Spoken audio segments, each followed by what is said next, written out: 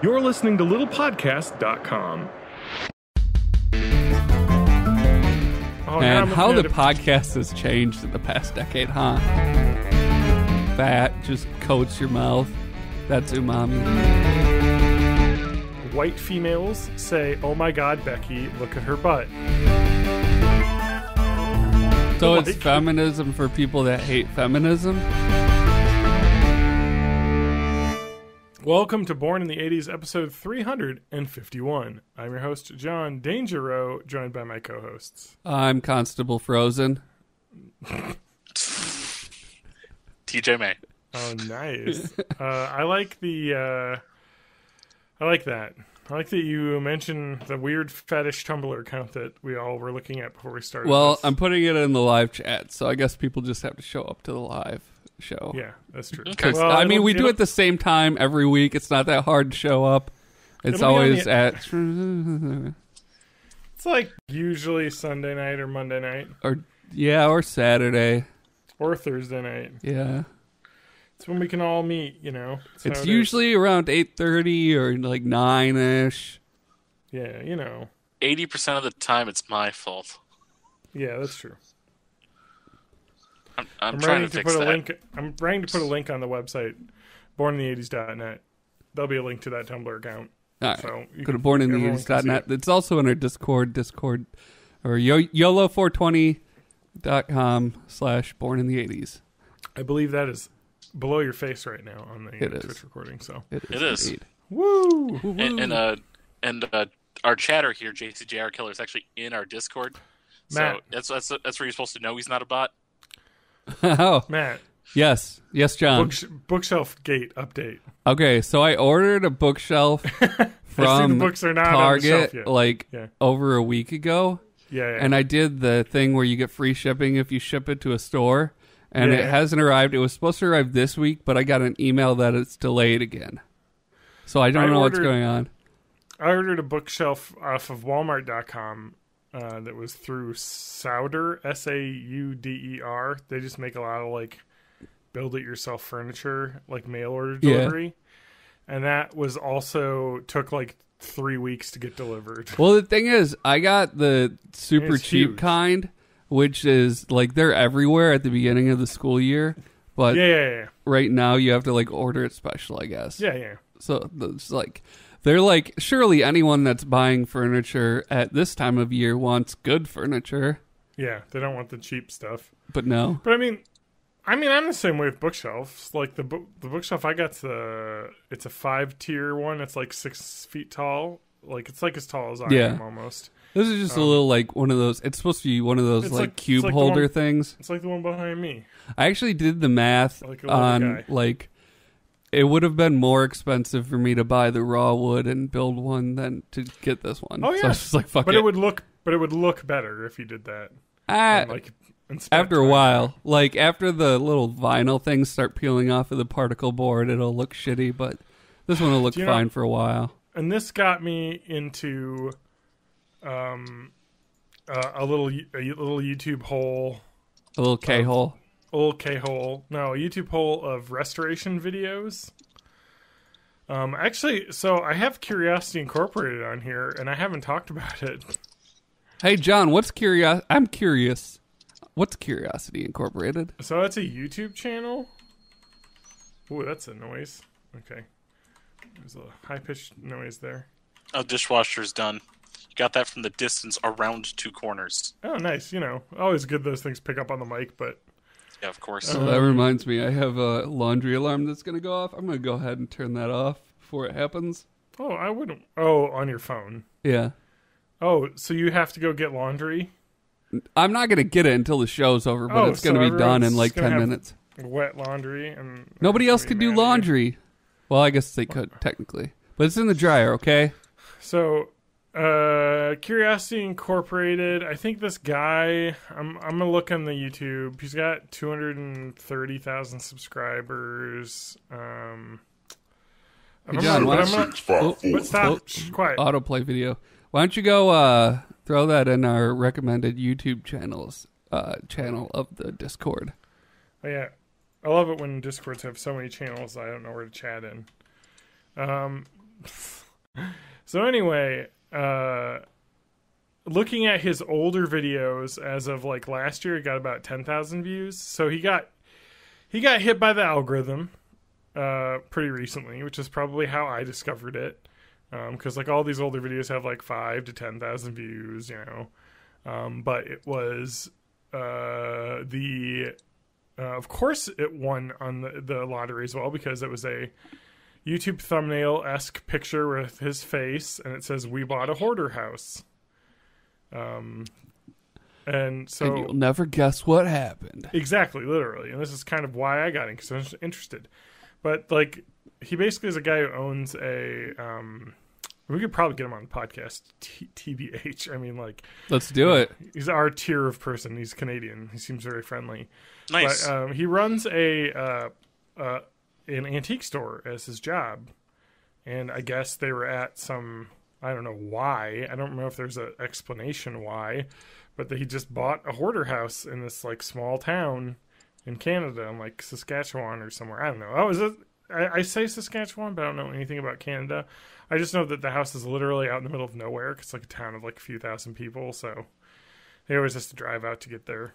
And just to recap, my pile of books reminded you of this hoarder house. Yes, correct. This is the connection we're making? Okay. I just wanted to make sure. No, actually it isn't. Because I think has opened up my algorithm to other things. So no, but he like drives a Ecto 1 ambulance thing.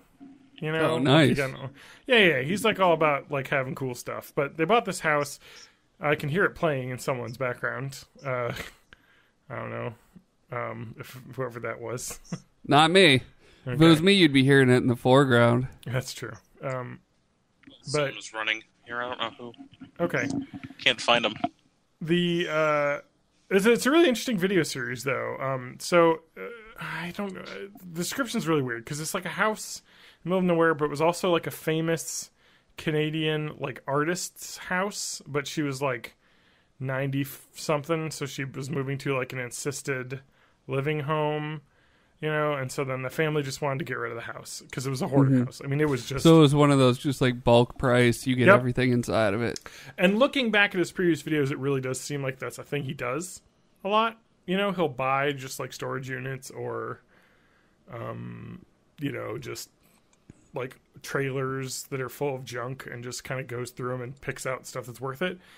This is pretty much a jackpot for him because he bought this house where there's this like famous pottery artist who made like vases and stuff, and the family's just like, nah, get rid of it, like we don't care, we're just gonna sell the whole thing. And he found like probably 20 to 30, maybe $100,000 worth of pottery that's worth, you know, because it's like very famous art. Like he sold a piece to like someone in the UK for like 8,000 already. So yeah, it's kind of like a huge find. Although he recently, obviously having gotten like from his typical 5,000 viewers for this Hoarder House series, getting like averaging like 600,000 viewers for each Holy episode. crap. He is now, they're actually auctioning all of the art, and they're going to give half the money to the estate of the family, because it's like, I mean, this is ridiculous. Like, yeah. He's like, you know, it's kind of usually these deals is like that, but like when you like, he also, I think they found like $2,000 in cash just in a drawer, you know, because it was an older person, so they just did that. Yeah, this channel blew up because like 1 month ago they had 100,000 subs, and they're like 200,000 now. So, I mean, he got hit by the algorithm. Hey, and he puts up interesting content, like, because it's been a really interesting series to watch, because you're watching this like house that was completely full to where you can't even walk in it, to now, you know, what we're at part 13 just happened, went up today, and like they're almost done finishing the house to be livable. Like they've redone everything. So it's like basically a video series of them simultaneously uncovering garbage and like little cool, like old, like all the way from like the 20s. Like this house, you know, was built in like the early 1900s. So like they just got all sorts of crazy old stuff and like home improvement, like building floors and tiling and stuff. So it's like really scratching an itch for me as a homeowner. Yeah, you're all about houses now. It's like your whole thing. So are they planning on like fixing it up to sell it, or are they gonna stay there? They don't know. It sounds like he wants it as a second house, but it also sounds like he wants it as a second house that is going to be sold, I think, as well. You know, like, let's, like, do it up so that we can live in it, but also it's in the fucking middle of nowhere, so probably we'll just sell it. Yeah. Yeah, like, JC Jr. in the chat just says it sounds like American Pickers. Yeah, a little bit. Yeah, that's a really cool show, too. It's like American Pickers meets, like, a Bob Vila show or something. Yeah, but this guy isn't like Bob Vila. He's much more like a guy who's an expert on, like, all sorts of old school, like, collectibles, antiques, and stuff. But he's extremely Canadian by the accent and his, like, ridiculous... like, TJ, he reminds me a lot of you with his charming, delightful dad humor that he has. Oh, yeah? And he's just very friendly. Seems like a really cool guy. I don't know. It's kind of just fun to watch, I guess, like, and interesting. But so John's going to give him a call, and he'll be on the show next week. Yeah. This brought me to the thing that I'm saying that I've got recommendations now is, like, just random-ass YouTube channels of people, like, refinishing things and doing woodwork. And so, Matt, what I was going to say is, actually, the best thing what you could have done, if you wanted it, the cheapest, would be to go to thrift stores, or like St. Vinny's, or any thrift stores, finding an old bookshelf that is, like, kind of distressed looking, and then just refinishing it. Because that's not super difficult. Because all you have to do is, you know, strip the stain, and then sand, and then restain, and then seal. It's yeah, the main barrier for doing something like that is just that I don't want to haul it. Like, I'd have to call in a favor or something to get a vehicle big enough to haul it. True. But, I mean, like, it makes me think, like, man, I should do this, like, in my garage. Because, like, it is not hard to refinish stuff. I've been, like, all about thrift stores for the past couple of weeks. I've been buying, like, T-shirts and stuff there. But then today I got a couple of speakers because I have an idea for part of a video is you put the speaker down and you fill it, like, to the brim with water. And then you just play, like, sine waves through it. And it does really rad ripple patterns. Yeah. So I got some $2 speakers to test that out on. Yeah. So, yeah, I found some cool just YouTube series where a guy is just buys stuff at thrift stores and just refinishes them. And it's like, I should probably do this. He, like, I guess does it as a hobby for extra cash, too. You know, you buy a old table that's pretty scuffed up and needs some, like, to be, like, you know, the legs are wobbly. You just got to be re-glued. And, you know, buy it for, like, $50 and sell it for, like, you know, $200. Because it is basically, like... Because, you know, all the old furniture is, like, real, like, actual lumber that, like, is nice. It just needs to be sanded and repainted, and yeah, so maybe I should do that because you're like this close to starting to build a boat in your garage. I will never build a boat because a boat is pointless. Well, you'll never finish it anyways. It'll just be a project you're working on. This is all part of my future plan to become Dan Connor from the Roseanne. Oh yeah, so start building a motorcycle. He's building a boat at the start, and then he's also building motorcycles later on. So, just in the spare time, I don't know. I like to prefer to play a House Flipper, the Steam game, and you know, just simulate doing work that would be worthwhile. Yeah, and the good thing about that is at the end you don't have a nice piece of furniture or extra money from selling a piece of furniture. Yeah, exactly. Yeah, it's a pretty much a win-win. I don't put any effort in, I don't get anything out. It's like making money without making the money. Yeah. It's like all those goddamn clicker games I get addicted to. It's like, this is basically the same thing I do at my work, but I'm just not getting paid for it. Oh my god, I know. Oh. I mean, all the Warriors games I've been playing is basically a clicker game in action game format. You're just making your level numbers go up as you're trying to get more and more percentage cleared. Yeah. Well, that's the thing I realized when you introduced me to clicker games. It's just like, it's like an MMO, but it's stripping away all the bullshit and showing you what you really want. It's just numbers going up. Yeah. Really, that's all we want. It's just numbers to increase. Yeah. Yes. I want to buy a a piece of furniture, put some work into it, and then the numbers go up when I sell it. Like, it's basically, I'm a real life clicker, if you will. Mm-hmm. Oh, God. Yeah, so I'm glad I got to the Curiosity Incorporated channel after all this time. It was actually just fascinating. It's really, really good. There's a lot of there's ups and downs. There's crazy stuff they find. They go and they have problems. It's really interesting to see it evolve, because he's like, I don't want to say who this person is, because I don't want to do that. And then the family gets involved, and it just, I don't know, it's just really touching how real and nice it is. I guess it had to come from Canada, I guess. Of him being it's only a matter of time. He'll have a TLC show and an impending divorce in no time. He'll go full Paul Hollywood. Wait, Paul Hollywood got divorced? TJ, what are you doing? The camera's falling. I'm hearing a lot of shuffling from TJ's side. Every damn shuffling. Shuffling. If you're into building stuff channels and fixing up stuff, check out Laura Kampf on YouTube. Is that?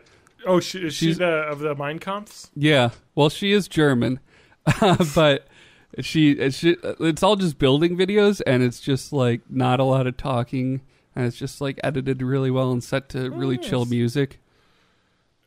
Yeah, that's cool. I mean, I love makers. It's a thing I'm into now. I've gotten into. Because, you realize when you, own a house and have a mortgage and, I, want stuff for cheaper. So, let's, make something instead of, buying something. So, I get it now, I guess. I want to refurbish stuff. Make a YouTube channel. Then you could make exactly what you want. You don't have I didn't have my refurb stream. Oh, you know what? Oh, yeah, you should do more of that.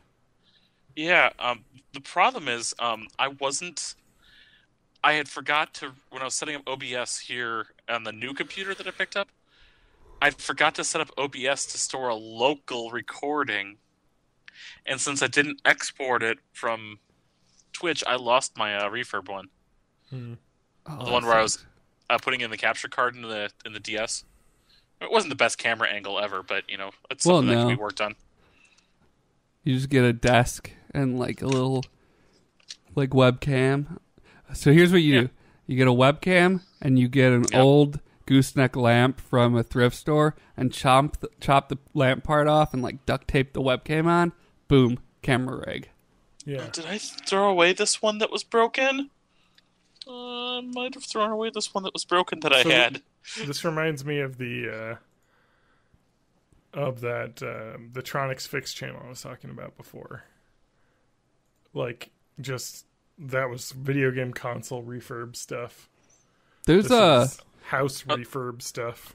When I was learning the basics of soldering and stuff, I ended up stumbling onto this dude that just refurbs arcade cabinets. And it was really interesting to watch. Yeah. For mostly smaller stuff, I've got the YouTube channel that I follow, The Retro Future. I forget what he was called before, but he's done breakdowns of a PS1 controller and how to refurb and reconnect all of that. I'll link that in the Discord as well. I think for to me, wood especially, there's something supremely satisfying about getting a piece of natural wood. Yeah, you get satisfied by getting wood. Yeah. No, but something that's really shoddy looking, and just scuffed up, and then well, that's the thing with hardwoods. You just have to take a really thin layer off, and it'll look brand new. Yeah, and it just looks so beautiful, the wood grain and everything, and it's man, really not that difficult to do. You can watch videos of people doing it. It doesn't really require any tools. You need a rubber mallet to set some of the things, some vices for glue, and just the staining stuff. And you want a mask, of course, or you're going to do it outside because that's $5. Exactly. But it's not difficult, and it's actually just really interesting. I don't know. So if I had time, I'd be doing that more often, I suppose. Man, how the podcast has changed in the past decade, huh? Okay, so now I've gone on to a YouTube video on how to build a deck. Okay, I'm going full on house mode now. All right, sorry. Restoration. I don't know. Like, oh, my wife has texted she's on her way home. Oh, that's good. Yeah. To which home? My home. Oh, okay. That's probably good. I'm recording the podcast, though, so I'm not going to be able to open the door for her, so she'll have to open it herself. Okay. I thought you were a gentleman. Can we talk about the internet thing that happened, like, literally, like, today? This is, like, breaking news. Okay. Did you see the CNBC tipping video? Internet. No. Or was it, like, what is this, like, tipping video? Not No. CNBC, maybe? Is it like Oh. money tipping or cow yes, tipping? it is money tipping. It is money tipping. Yeah, CNBC tipping video. It's Oh, CNBC, good. yeah. The first link is Fox News. This simple tipping trick got could save you $400 a year. Now, I've got the link from Adam Conover's Twitter. This is perfect example of why Twitter is awful. Yep. And also why this person is awful, because the point is the one simple trick that could save you over $400 a year is just tipping less. And so that's like that. That's it. But also the video brings up a good point, and this is something I've heard people argue about, is tipping before or after tax, because they'll give you the amount due and they'll give you the subtotal prior to tax. And they talked to an etiquette place where they said, you should be tipping 15 to 20%. They said, they got from one source said, tipping on the pre-tax is totally acceptable. And so that's what he says. You could save all this money because, you're 5 to 10% tax depending on where you're at. Mm-hmm. All these meals. So I don't tip pre-tax. I think tipping is just bullshit in general. Yeah. Tipping culture is dumb. Yeah. And people that work in service industries should make enough money that tipping isn't required. The fact that it's required is just dumb. Like, raise your prices and charge me 15% more. Here you go. I retweeted. So follow my Twitter. Got the retweet of the why tipping should be banned. That's twitter.com/mayofmay. 84. Nope, May of May. Yeah. 84. So TJ looks a little bit different in this picture. Myung Oh is not me. Yeah. So it's just kind of like, like people are blowing up on this, like, oh wow, it's terrible. I'm like, okay, but also like the difference between tipping pre-tax and post-tax is so little to me that I never bother like caring about that extra 5% being added onto the tip, like, because in the end, like, I like to just tip 15% and then just round up. Yeah, I'm always tipping on the I just kind of total. guess. I tip So I know $1 per drink and Yeah. like $2 for pizza delivery. Well, it's real. Oh God, $2 for pizza. $2. Is that bad? That's really bad. Yeah. Come But on. I thought don't delivery drivers they're not paid like waiters, right? They are. Uh-oh. They get paid like minimum wage. So, But they make money off minimum tips. tipped wage or minimum non-tipped wage? What I've heard from most delivery drivers. Let's call based on Lance. our Reddit. No. Well, I've talked to Lance. Okay, said so if so it's not should I an be going enormous- full like 15%? No, that's crazy too, because you're also getting like delivery fees and shit that you're getting. You got like a $3 delivery fee. You're not paying 15% of that. That's not fair, because that's that's why that's not even tax or anything. That's just extra. No. My rule of thumb for delivery tipping is $4, unless it's a huge order, and then I usually tip more. And that's what I've heard is $4 to $5 is totally fine, is what I've been told. So Okay, we have a pizza person in the chat, so we have Okay, real-time good. stats. Good. Okay, here we go. Works at Domino's, $4.25 per hour out of the store and $8.25 in store. Exactly. They don't get the delivery fees. So they They live on the tips. Should I be $2 is tipping way too low. 15% on the base price of the pizza minus the delivery fee then? I mean, Have I been a horrible person this whole time? Just tip 15%. This is why tipping is the worst. Yeah, because that's there's what I'm no saying. etiquette. There's no way you could know what different. you were doing was wrong. Did you know that if you're $5? That's what I've heard. It's $5 is pretty just standard. Okay. Yep. Unless you're ordering, I will do that from now on. Unless you're ordering $11 in food, and then it's like $5 is a lot. So I'd probably tip that to like $3. You know what I mean? But usually it's about $5. If I'm ordering like $30, $40 of food for like a bunch of people, it's $5. Yeah, always. Well, I don't have any friends, so I don't have to worry about that. because 15% on that would be like $7 or $8, and that's a lot. And if I order like several meals of food, I'm like at the door pretending that there's people here. Like, hey, don't worry, the food's here. Like if they're bringing like 2 giant things like 30 pizzas, I'm gonna tip them like $15-$20. Also, if the weather's really like shitty, I'll tip more.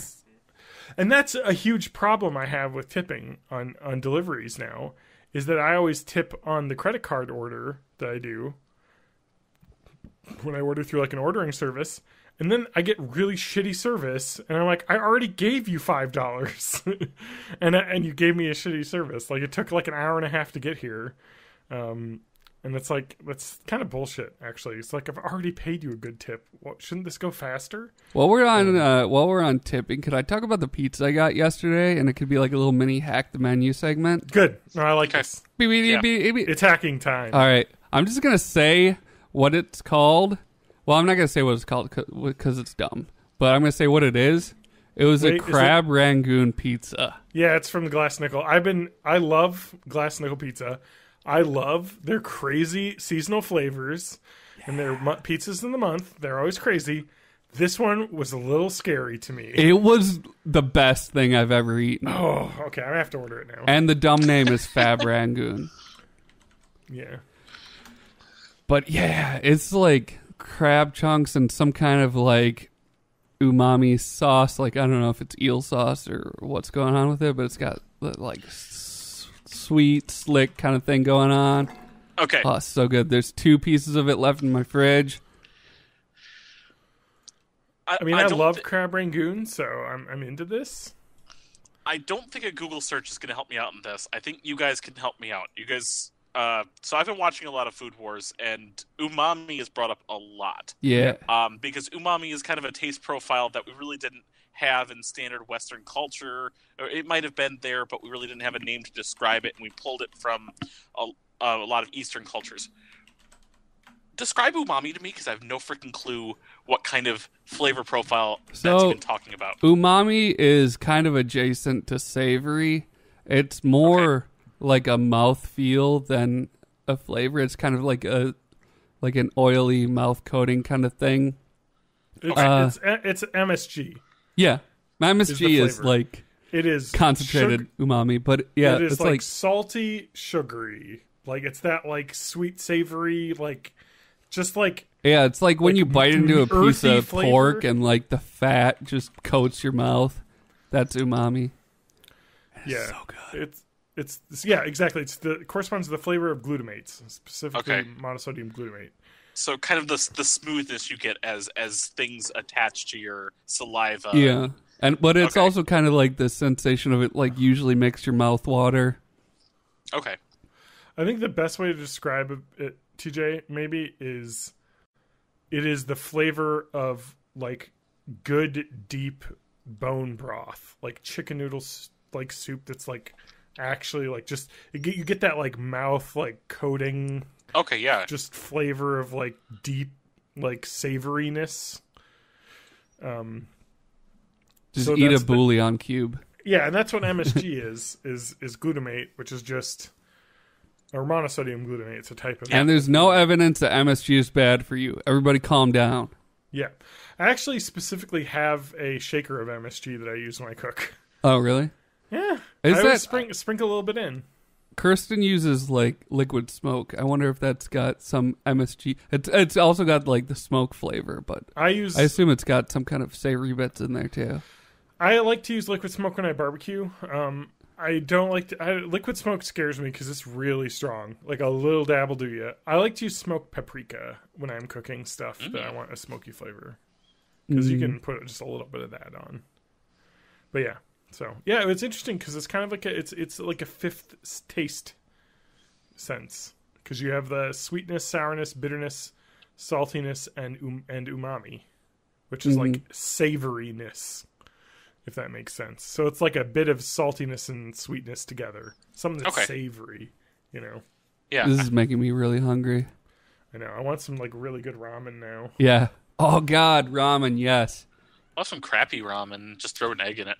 Yeah. Yeah. Well, I make like whenever. Oh, we could talk about ramen hacks. Hashtag ramen hacks.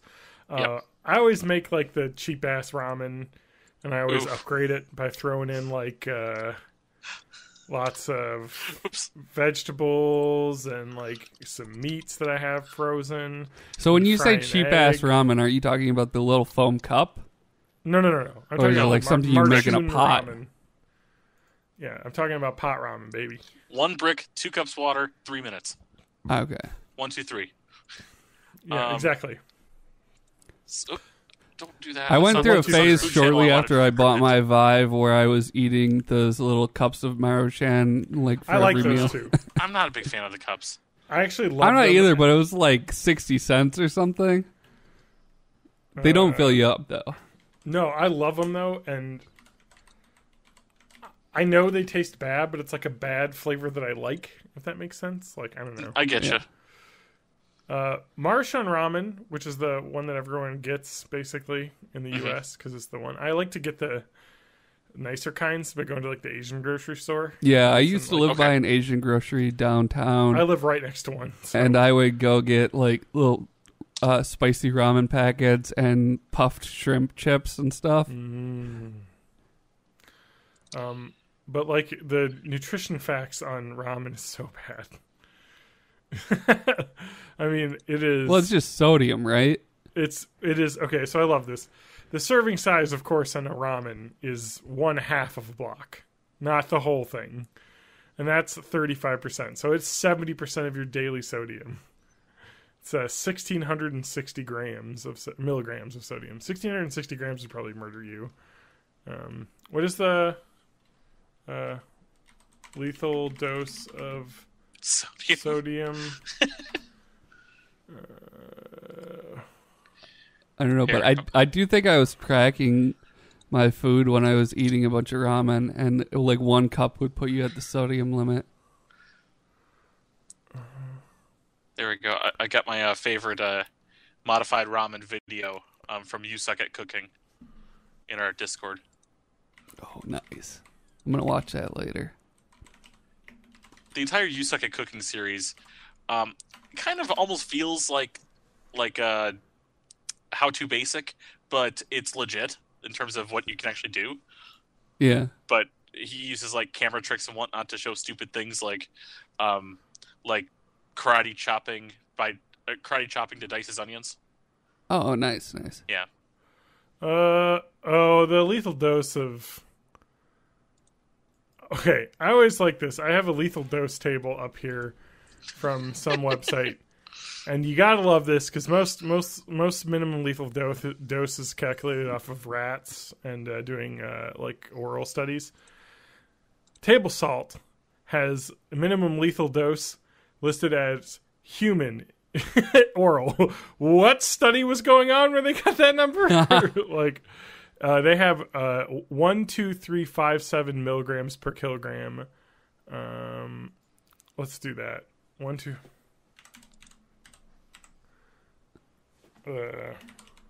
Do some science. Yes, science. This is gonna take me forever to convert this because I don't wanna because we're well okay. How many kilograms? Let's say like 150-pound man, right? Mm-hmm. Not me. That's pretty light. Let's say a 200-pound man. So someone Getting we closer. would know. That's me. I'm that man. I can't. Fuck you and your ass, fucking bitch. Do you need to convert it to kilograms? I can convert it to kilos. He needs to convert no, it to stone. It's doing it in fucking. I'm just having a really hard time with math right now because this is just. I want to kill myself. Okay. Please don't. We're live. Okay, 90 kilograms. Alive. Okay. So... what 105 was it? kilograms. 1, 2, 3, 5, 7 milligrams per kilogram. So we have kilograms. So we have to divide that by 200. Or by 90.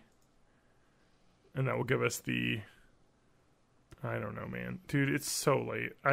This is the kind of shit I have to do at work, and I can't do it right now. Somebody... Okay, it's fine. Matt, help! 2 cups of ramen will kill you. No, I want to know, because like the best part about the minimum lethal dose, and this is... So the interesting about lethal dose is LD50, which is the amount of substance that kills 50% of the test sample. Okay. So I bet I could do that. What will give you a 50-50? Feed me numbers. Okay, I'm going to talk about a 105 kilogram person because that's me. Okay. What's the milligram per kilogram? It's 1, 2, 3, 5, 7. If you want to write that down. No, I'm just putting it in calculator on here. So this is going to be the total number of milligrams. Yes, and then for 1 kilogram. 1 kilogram. Yes. So if I divide it by 1,000, it's how many grams of sodium.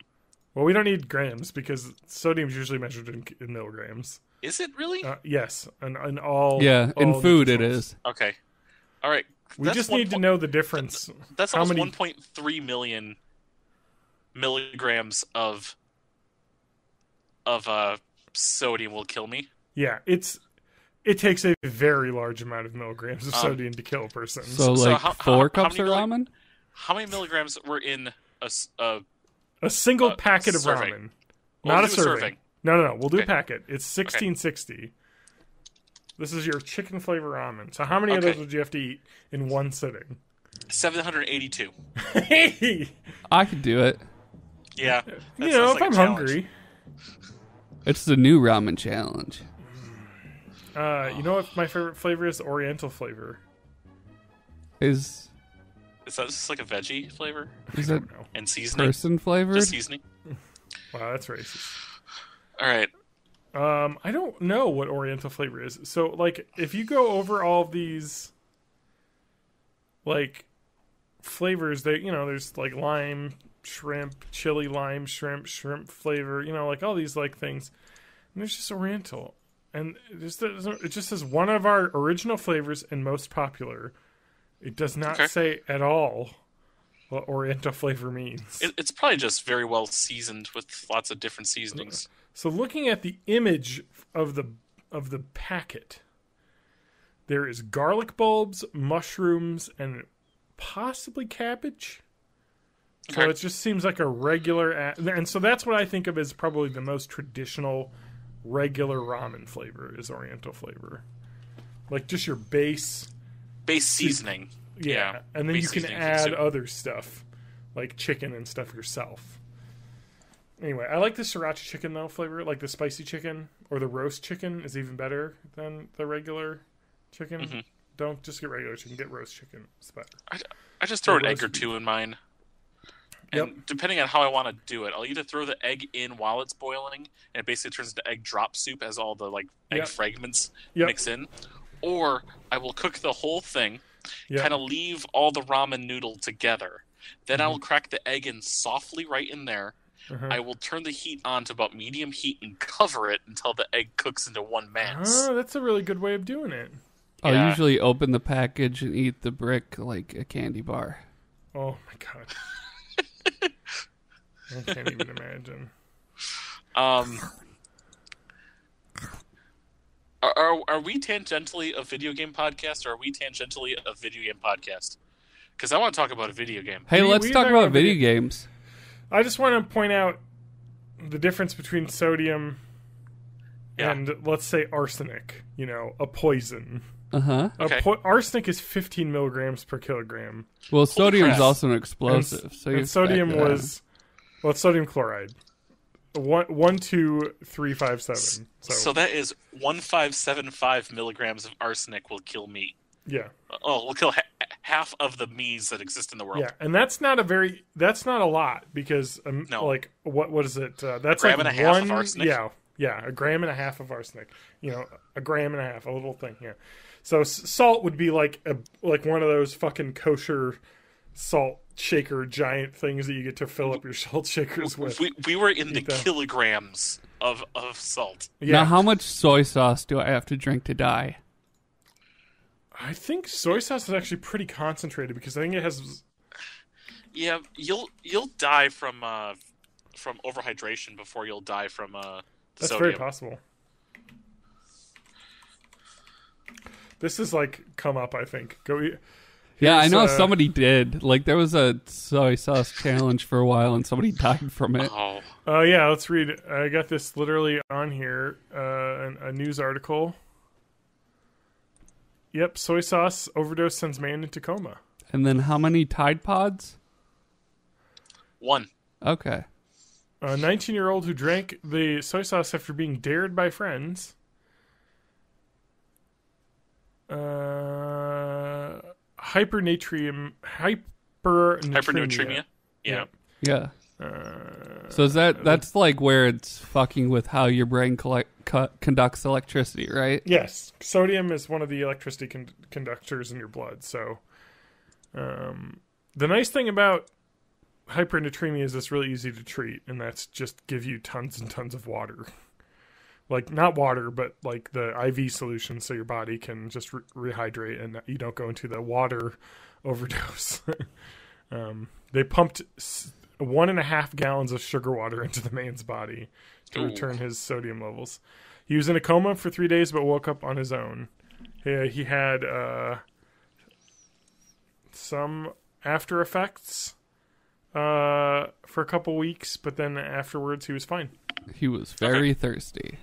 It's video game time. Yeah. I played a new game. There were, for the audio listeners, there were air quotes in that. Yeah. Yes. There was a sarcasm there, but I played a new game. It is kind of new. I purchased it. New to you. What game did you play? Guys, look on my camera. God damn it, John. It's a puppy. It's a puppy. John can't let anyone else have the spotlight. I'm sorry. There's just a dog. She came into the room. Hey, you want to vomit in the room? Judy. Can you shut my door? Thank you. What game did you play, TJ? All right. The dog is left. All right. So I kind of put it as a secret in the notes.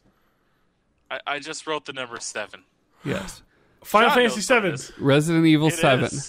You bought Final Fantasy 7 again, TJ? How could you do that? Well, I've only bought Final Fantasy 7 1.5 times before this time. TJ, I bought I think like that's 6 too many times. I was given the PC version years ago. Yeah, that's the first version I played. That's the first version I played as well. Yeah, the PC version. The Let's Windows the 95 version. Yes. I bought the one for PlayStation 1, and then I haven't actually bought it again in any of the other formats. Not even on Steam. Actually, until let me now. think here. I bought Final Fantasy 7 on the PC, or my parents bought it. You know, it was like a gift. Final Fantasy 7 was bought on the PS1, and I think I just bought it on the PS3 when it was on sale for $5. Oh yeah, you talked about that I think recently. So I think that's all I own it on. And I think I bought it on Steam as well because I'm sure it was on a Steam sale at some point. I don't know why I wouldn't. So all of the ports of Final Fantasy VII that are on Steam, PlayStation 4, and now Xbox One and Nintendo Switch. Yeah, I bought it on Steam. All include 3 enhancements. Because the game is pretty... Let's just say the game has not aged well. And even if you turn up the battle speed, the game is quite slow. TJ, I bought this as well on Switch.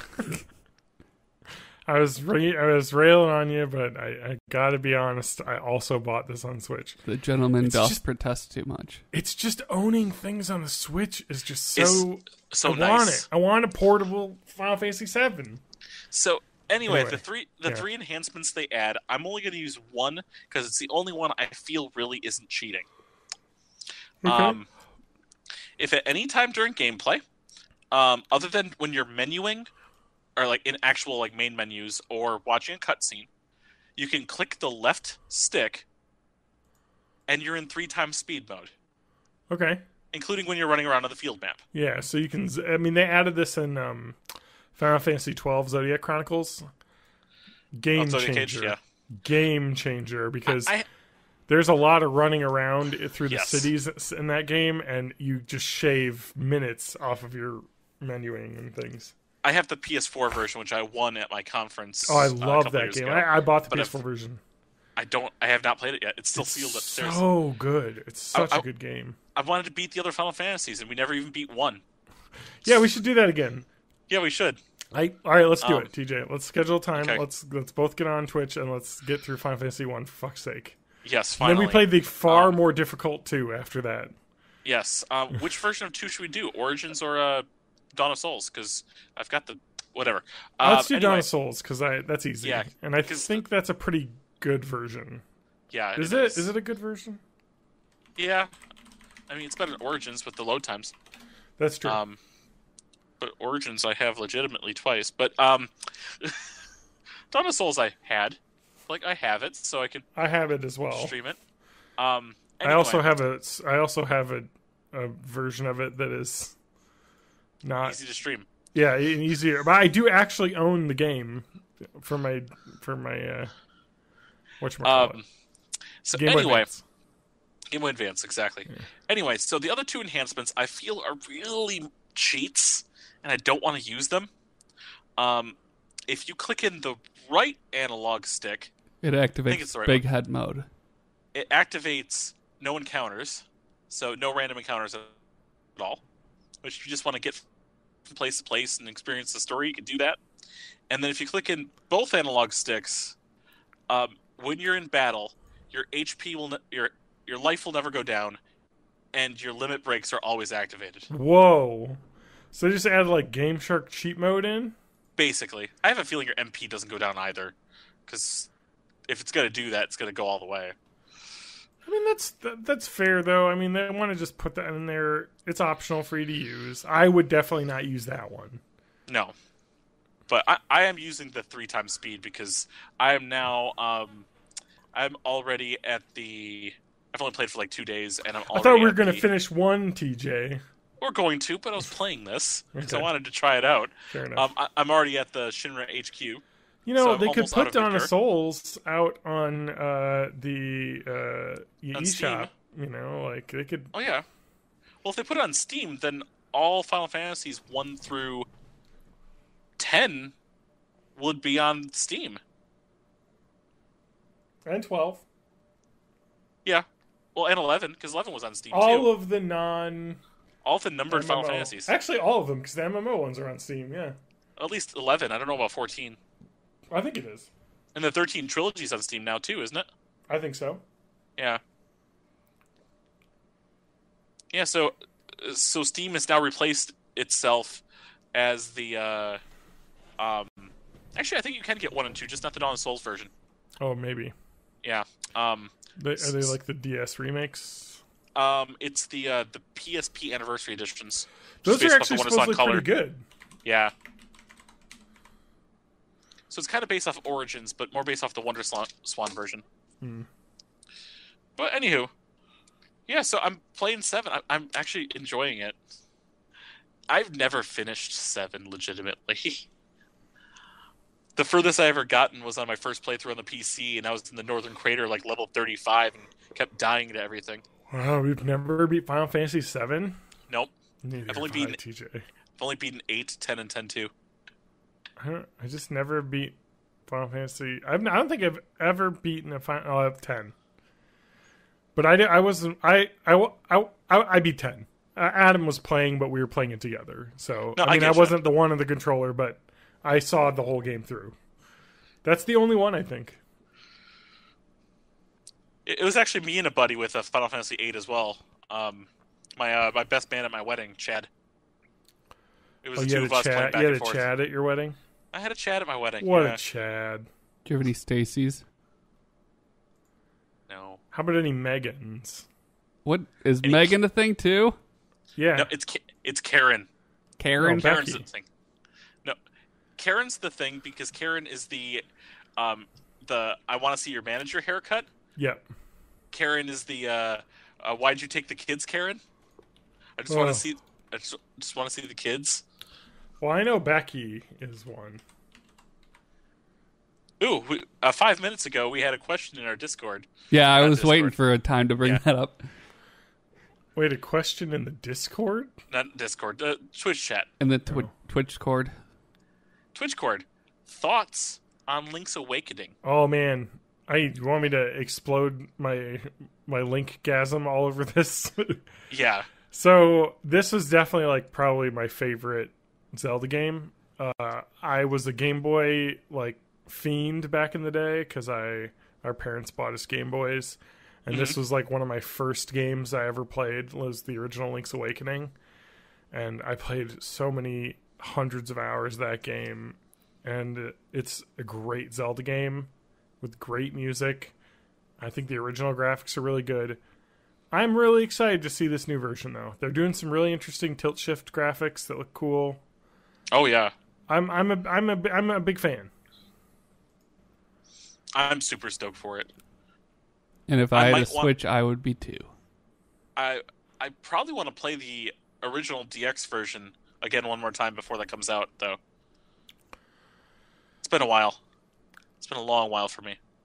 So, sir, Becky is a slang term for a white woman. Is a white woman who's viewed as snobbish.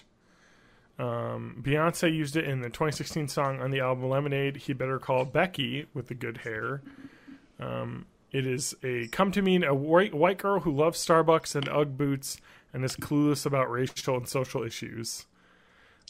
This was probably originated with the rapper Sir Mix-a-Lot song, Baby Got Back, where the two white females say, "Oh my God, Becky, look at her butt." And so that, I believe, is where it originally came from. But that's the term I've heard used a lot, Becky. I never heard Karen, but I'm excited. Karen, that's a very common. Well, Karen's used all the time in the r/I don't work here lady. Urban Dictionary. Female baby boomer. That bitch that took the kids. Yep. Damn it, Karen! Free, blonde, owns a Volvo, annoying as hell, wears acrylics 24/7, currently at your workplace speaking to your manager, is the Urban Dictionary. Typically never a name given to a baby. I agree. Who names a baby Karen? You know, that's like just the manager name. And we all know what a John is. What's that? A toilet? A person who likes sex workers. Hey, it's an honest way to make a living. It's only been, now I can't think of the word. I used it today. So what was the other one? We had Karen, we had Becky. What was the other one? Chad. Did I have one? Chad. No, what was the other one you said besides Chad? You had a female name. God, you don't even know what you're Stacy. doing. Stacy isn't it Stacy a female Chad? I think you're right. Yeah, I think so. Yeah. Wow. Here we go. Stacy, Urban Dictionary. The most beautiful girl you ever meet with gorgeous eyes. Daring, bold, and not afraid to stand out for those who love. They love to read, but can turn into a party animal, raising the mood around rough in bed. Fucking Stacy wrote that. Let me get a real one. What is this? Stacy is a girl who's very blunt and rude, but she has the biggest heart and is always the realist. She's funny and cute. No, this is written by a bunch of Stacys up in here. The Stacys wrote all these. Most beautiful hair. What is happening? We've been infiltrated by Stacys. Oh my god. Because wasn't Stacy used like all the time on the incel subreddit? I think. Yeah, that's where I learned it from. From John reading them.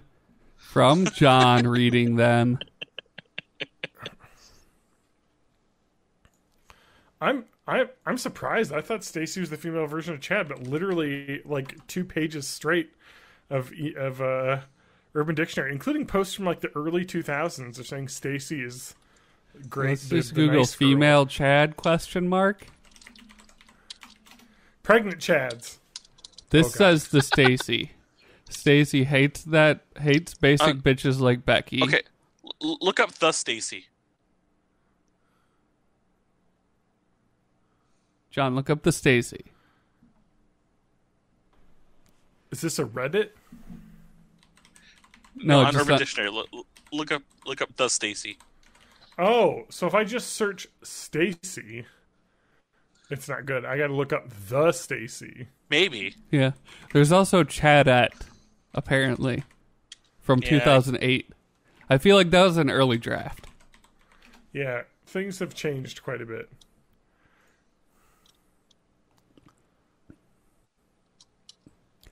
This website says Sharon. Is that really? Hang on, I'm gonna read what came up for the Stacy. Here's a Stacy. Here we go. This is from 2018, and I think this is more accurate. Okay. A popular girl who will lead other guys on and joke about it with her friends is likely to call herself the queen of the school and tries too hard to act like Regina George from Mean Girls. That seems much more accurate to what I've thought of. That's the impression I got. I've got one from 2017. Okay. It's the Stacy. Okay. Yeah, I saw that one. I'm gonna read it. I don't think that is what we're talking about. Is it I've got that her children- mother I've got has it children awake. going on? It's fine. No, that's specifically Stacy's mom, but Yeah. no, the Stacy. I'm gonna have to go a little quiet. When a guy gets a thumb in the ass and his partner donkey punches him, causing an ejaculation. Why is that the Stacy? I have no clue. Is there a famous Stacy that's known for doing that? Yeah. Maybe. I don't know. It's got one thumbs up and two thumbs down. Well, it definitely has one thumb up. Hey, thank you very much. Final Fantasy VII. Good job, TJ. Great chat. That was the got game where I to- raced on chickens, right? It's 8 I finished with Chad, though. Nice. And that has, like, totally the anti-Chad. What's the, it's the Virgin what and the whatever Chad in that meme? Sure. I don't know that one. Oh, I need to get another drink. All I'll be right. back in like 2 I'll- seconds. We'll do some research here on Chad's and Oh, Stacy's. good. This will be nice and hell while I'm gone. That's Guys, fine. talk You can about just something edit for this real. out. It's No, fine. I can't. That's fine. I'm gonna give you the original image. We put that in our Discord, and Oh, I'll go God. ahead Is it and the Nothing But Memes one. it's gonna be in nothing but memes once I get it there. I love that our Discord has a whole channel for anime music videos now. Yes, it does. You're welcome. I don't know if John even knows I've got it in there. Probably not. I don't think he can read. Wait, I didn't go to nothing but memes. Crap. Okay. I wait. Alright, so I wait with Drag. bated breath. it didn't work, so I guess I have to save it. Sadly. Do do do do do do do do do do do do do do. Oh, get a link. Here we go. Copy link. I'm doing it from Bing. I apologize. Okay, it didn't pop it up that way. Stupid Bing. Okay. What is okay? The Virgin Walk versus the Chad Stride. In the Virgin Walk, his hair seems to overreact to wind. His head is craned forward. He looks below parallel. Sometimes uses headphones to escape potential conversation or mitigate agoraphobic symptoms. He avoids eye contact and looks away immediately if accidental contact. Perceives every oncoming face in his periphery as looking at him. His back is slouched. Too polite, gives too much space for oncoming traffic, etc., etc., etc. The Chad Stride, his hair has been firmly fastened to never react to wind or any of the laws of the laws of physiques. His head is at a perfect vertical angle at all times. Has never heard a song in his entire life. Has figured out how to always look everyone in the eye at once at all times. Does not register the emotions or feelings of others at all. Arms constantly flailing in confident, unpredictable ways. intentionally slaps and batters incoming traffic to make his own path, etc., etc., etc. And there's a bunch of memes based off of this. Yeah, I saw one of the Stacy ones when I was looking up earlier. I feel like there's a happy medium in between these two extremes that we should all strive for. Just look into the middle distance. I don't know. I like that in the Chad stride, he rapidly tiptoes around like in going to the store. Are Chads known for reference. tiny beetle-like strides? I don't know. I guess the Chads have notoriously short legs. This is a whole world I'm not familiar with. Sometimes I worry I might be a Chad, but I'm not fit enough for that.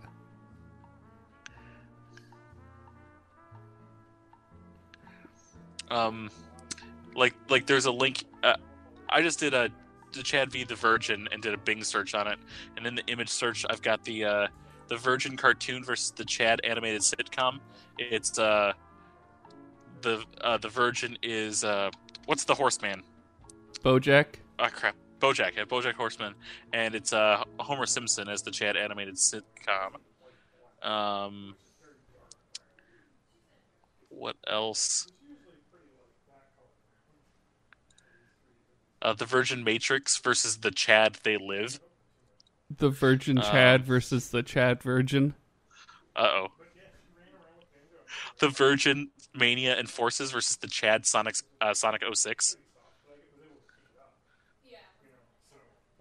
Oh, yeah, well, there's a lot of these, huh? Yeah, there's a Germany versus France one. The Virgin Stormtruppen versus the Chad Infanterie. The Virgin Führer versus the Chad Chancellor. Yep.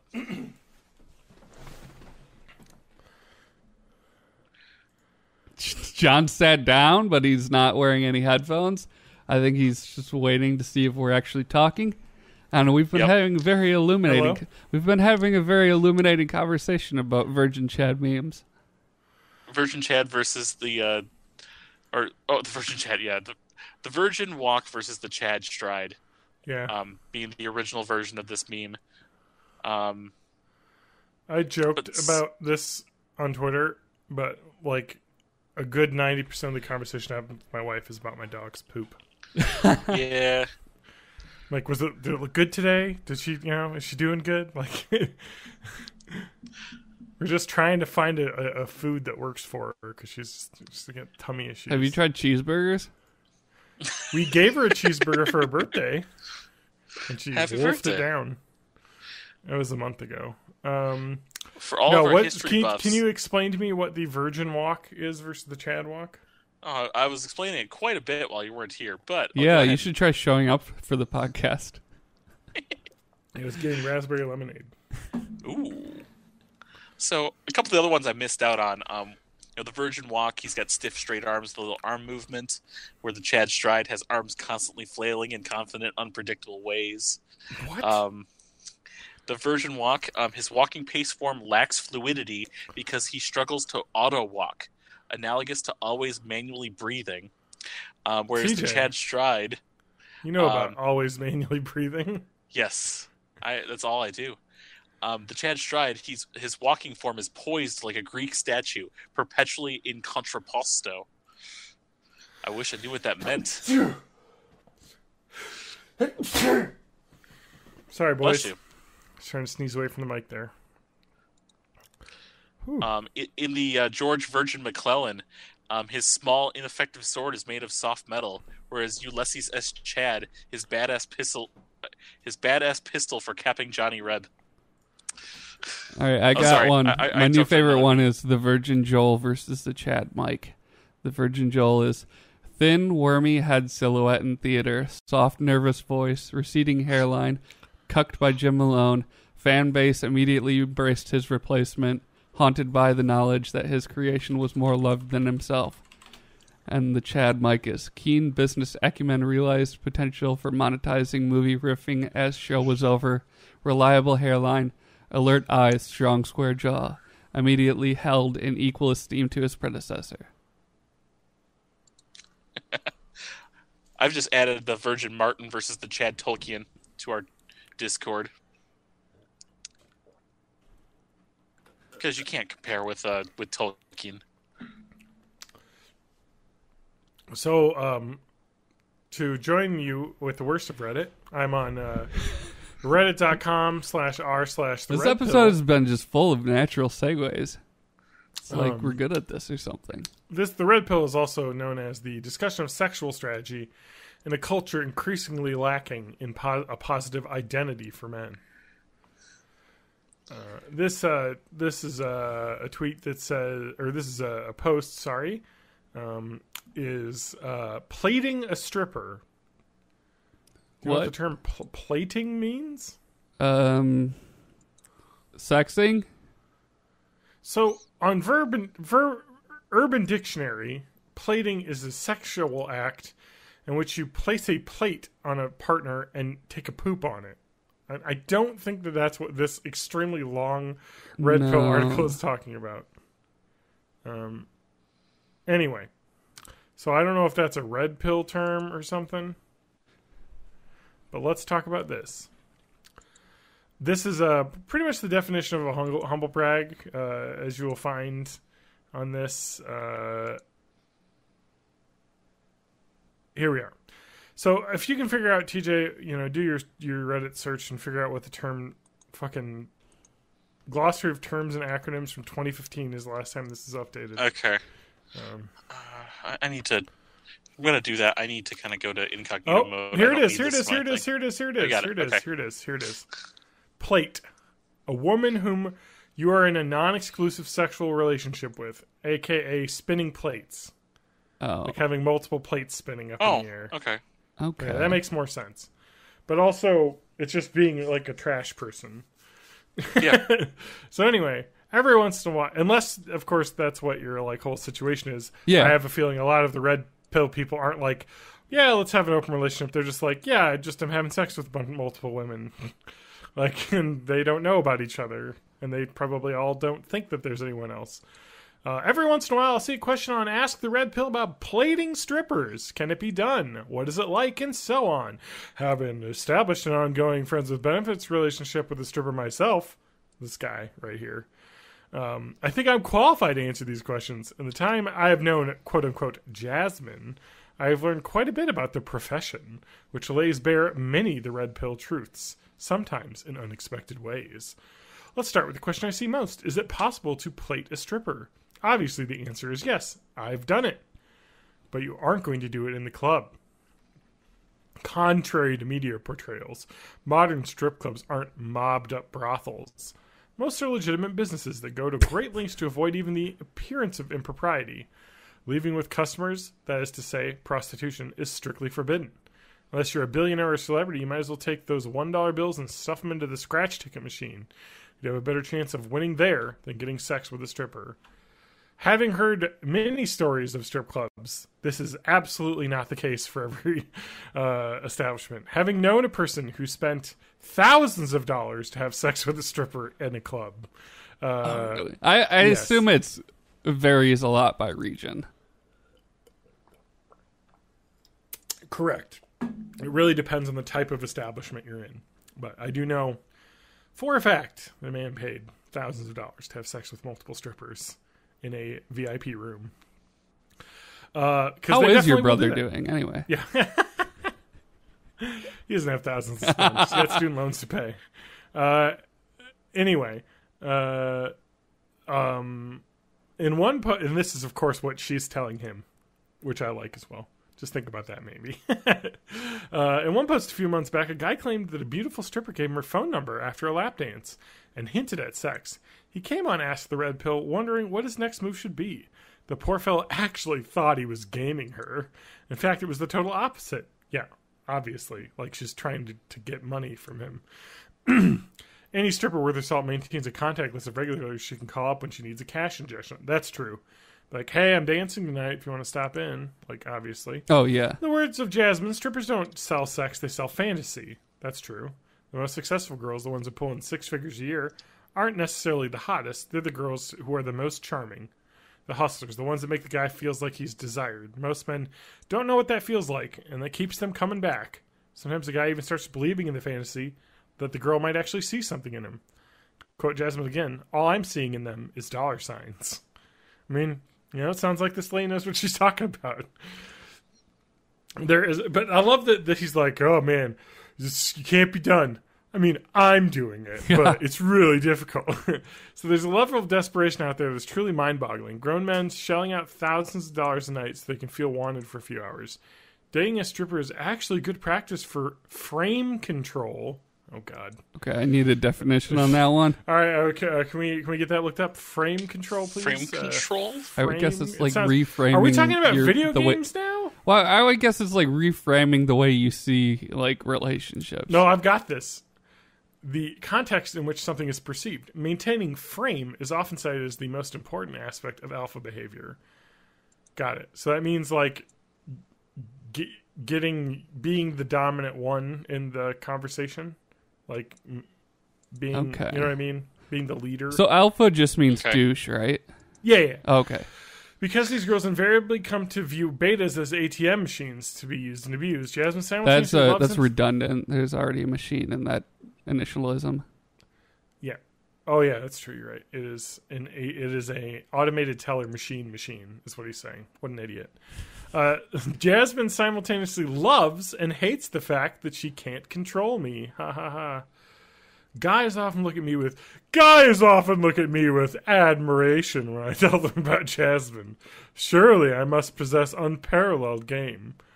While I do nothing to disabuse men of that notion, she was all over me from the start. It was easy. We met at a bar and hooked up within the hour. It was a sheer chance that she also happened to be a stripper for a living. Sorry, guys, I have nothing to teach you in that regard. Just focus on the girls who genuinely want your man parts. I'm not going to use his terminology because that's foul. Literally. F-O-W-L.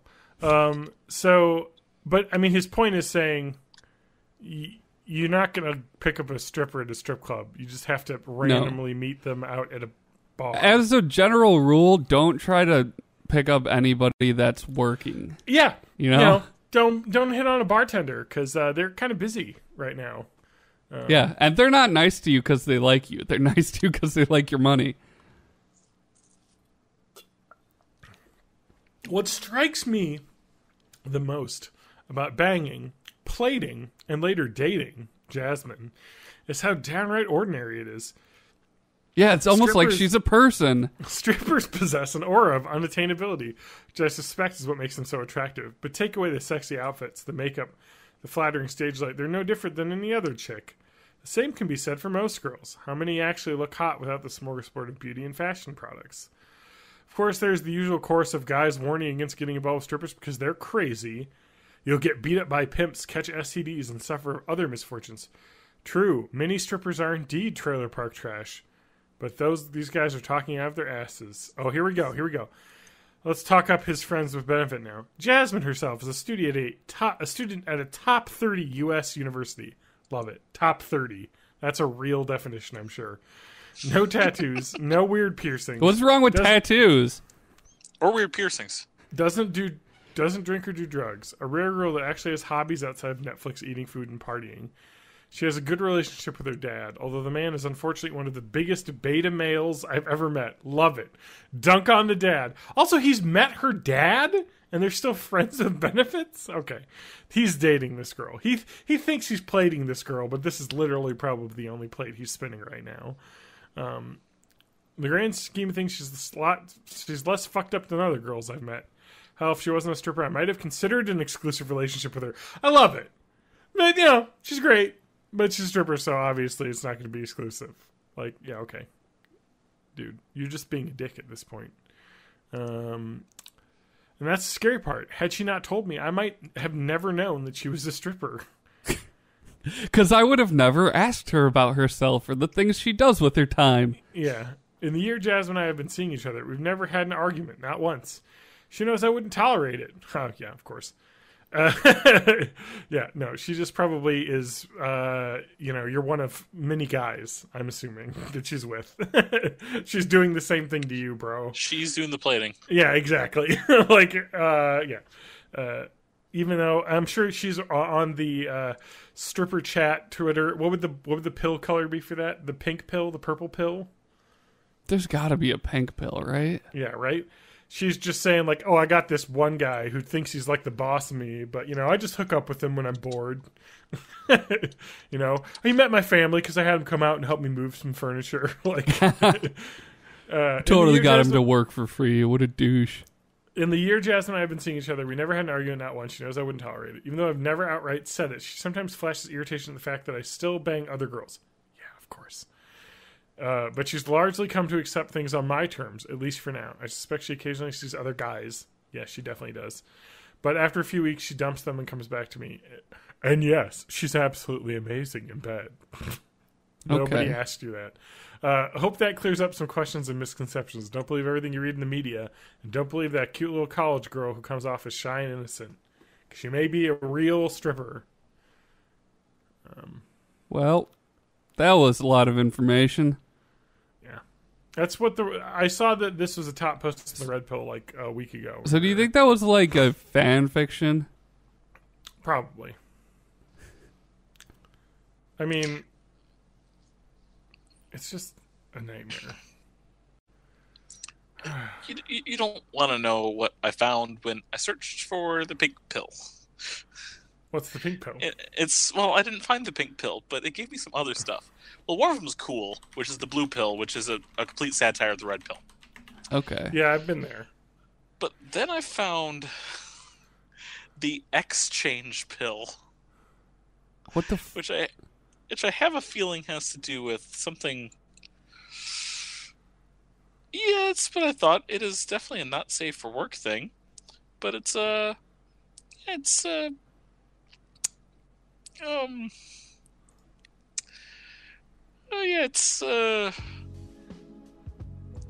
exactly that. It's gender. Wait a minute. It's gender swapping pictures.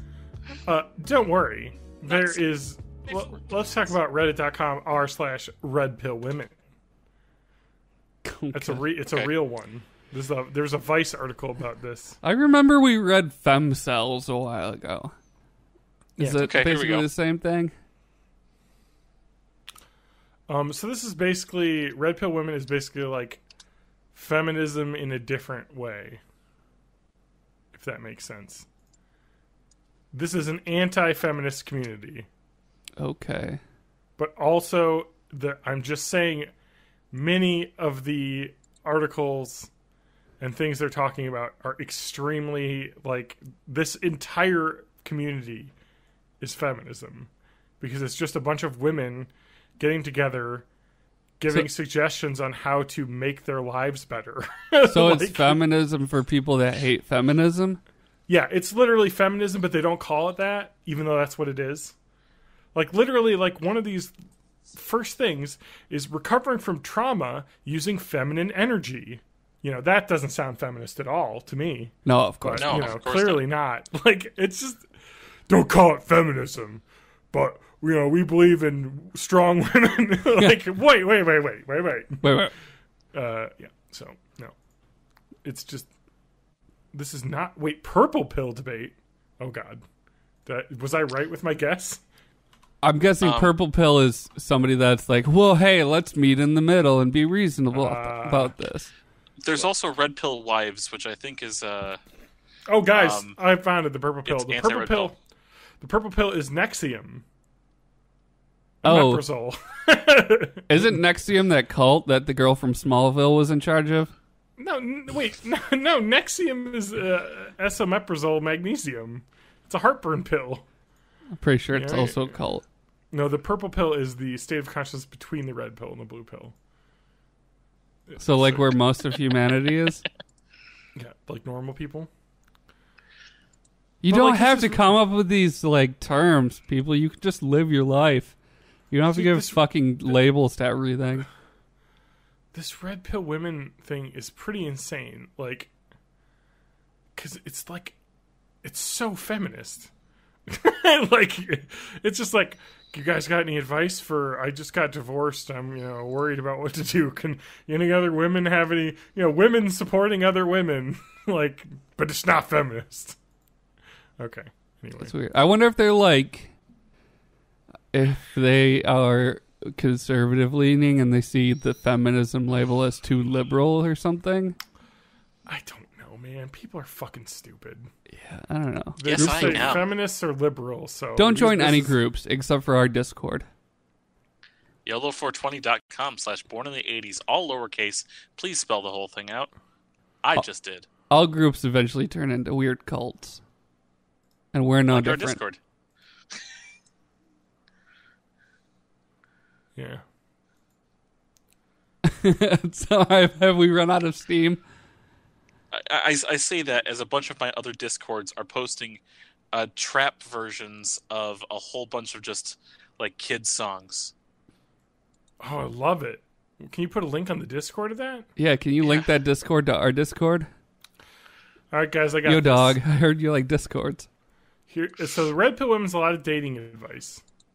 Here we go. Dating 2 months. Is he pulling away? Hi, everyone. So on this date, we spent hours together watching comedy shows, and he became much more affectionate. I know he has a tough job that is very demanding, especially this year as he's working for a promotion. We text once every other day, or every day with comics and photos, and yesterday I said I wanted to see him this weekend, but I understand he's busy. So this is fine, I understand that he's busy because of work, but it seems to me like he's pulling away. I've heard men pull away after a nice time and then come back. Could it be this? Especially as he's seeing friends. So it's like more he's taking space from me rather than just taking space from the world. Thank you. X. Only one X. I don't know. But like, I would like to mention that literally all of these comments are extremely like other women giving legitimate advice. Yes, he's pulling away. It's not a bad sign. It's natural. This is a test that guys do as relationships progress. Is like, can you give me my own space? And then, you know, he'll probably come closer because it'll take some time away. It's like, this is like what the red pill should be, but it's not because it's men and we're horrible. It's like actual good advice, like that's that, and not just horrible fucking memes. And guys like bragging about how they're banging strippers. Anyway. Oh fuck. So what else? Oh, Matt, I want you to talk about a movie you saw because it's a movie I also saw. Oh wait, I already talked about it on the podcast, I believe. I don't remember. We talked about it a little bit last week. I don't know. It was last week. I saw Hereditary, the film about tiny little dollhouses. 348 is when I talked about it, so it was much more than just 1 week. That was basically last week. It was a month ago, basically. Yeah, what is time anyway? Yeah. But yes, I saw it, and I didn't want to give any spoilers because I think you'd mentioned you hadn't seen it. So yeah. I wanted to be as vague as I can. I don't know if you want to get into spoilers now, but I don't know. Okay. What do you think? Should we? And it's been out for Let's like give a year. warning. Spoiler warning. Tune out now and go to Discord or go to YOLO420.com/born in the 80s and hang out there. Yeah. Bye. Also go to matthagmusic.com. Stop. Don't you dare. So how about that decapitation? yeah. So there's I think on the episode I talked about like going into looking up occult books and stuff because I watched the movie. Yeah. And I think we talked about that a bit, like spells and things, and like reading Amazon reviews of people being like, I tried a few of these spells, and some of the demons I summoned were very, like, it was like, okay, yep, this is real. Yeah. No, that's kind of what the plot ends up being. Yeah, that seems to be that writer-director's thing, like paganism and stuff like that. So it kind of turns out like there's just some weird shit going on. You know, this mom died, and everyone's just kind of having trouble with grief, but in like weird ways and unsettling, creepy ways. And I just like the reveal of it. Like it turns out that it's all being orchestrated, like this way, as like to bring back Paimon, the demon from one of the demons from hell. You know, Lord Paimon. Create a human vessel for him, and that's like what the plot is. Like, and you don't know about that till like the very end. It's really good. Yes, The decapitation scene was very bad. There's multiple decapitations, actually. Oh, yeah. I forgot There's a lot of that going on in that movie. At the end, it was the grandma that died originally. So at the end, the mom, like, saws her own head off. With, like, a piano wire. Yeah. It's really creepy. She's, like, floating in the air. Yeah. And then she, like, saws her head off and just the body falls. It's weird. Also, and then the body, like, floats up into the, like, other room where all these, like, pagan people are, like, have an altar. And then they, like... there's like a bunch of naked old people. It's really creepy. And I loved it because it, like, the whole movie is just this slow menace, like, going the entire time. Like, it's just this like, pot, like, ready to boil, but it hasn't boiled over yet. And you're just like, it's so tense. Yeah. And it, like, vacillates between, like, the supernatural tension and then just, like, legitimate real life people dealing with grief stuff. That's, like, gut-wrenching. Yeah. So it's like, man, too many feels for a horror movie. Like, they really, like, stuck the knife in. Yeah, it's like, you know, her mom died and they weren't really close, but, you know, they were still family. And then, you know, he walks past her room and the door's open and he, like, sees her bed and she's like, you know, gets, you know, that feeling of, like, yeah, she used to be here, but now she's gone, you know. But then also the door is, like, creepily shut later and she didn't shut it, you know. And it was like, this is weird, but also kind of like, I don't know. It's really well written and well directed, and like, so the guy that wrote and directed that is doing Midsummer, Midsommer. Okay. That's kind of a similar themes. It seems like it takes place in like a small Swedish village, sort of a spring festival that turns out to be super pagan and culty from the looks of it. I'm not sure when that comes out, but it looks really interesting. I mean, I love this director now because I like, again, I'm not way into horror movies because I just tend to find them a little too formulaic, but this guy puts together some weird shit and it's good. I think I likened it to, it felt a lot like me like The Exorcist. Like, it's just, there's some creepy otherworldly menace happening. And also... And like, just moments that make you go, like, what the fuck just happened? Yeah. Yeah. I'm actually kind of excited to see this Midsummer movie now. Because it looks really... Neat. It's like pagan summer rituals. Like, weird. That sounds cool. Yeah. And I'm just saying that based on the trailer, like, the art style from this movie looks extremely, like, pastel and washed out colors.